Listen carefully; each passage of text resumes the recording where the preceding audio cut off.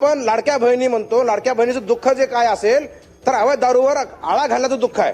पुन्हा सदस्यांना सांगतो, प्रत्येक गोष्टीत लाडकी बहीण आणू नका, लाडक्या बहिणीच्या विरोधात जाऊ नका, घरी बसावं लागेल.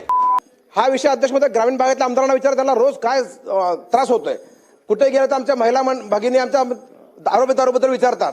अध्यक्ष महोदय, आपण लाडक्या बहिणी म्हणतो, लाडक्या बहिणीचं दुःख जे काय असेल तर अवैध दारूवर आळा घालण्याचं दुःख आहे. अध्यक्ष महोदय, दुरुस्ती करण्याची आवश्यकता आहे. आपण बैठक घेतली, आपण निर्देश दिले एक्साईज डिपार्टमेंटला, फूड अँड ड्रग्सला, होम डिपार्टमेंटला. आपण अध्यक्षांनी निर्देश देऊन सुद्धा काय होत नसेल अध्यक्ष महोदय, तर हे चिंतेचा विषय आहे. अध्यक्ष महोदय, आपण निर्देश दिलेले आहेत तरी काय होत नाही, हा चिंतेचा विषय. अध्यक्ष महोदय, चिंतेचा विषय आहे.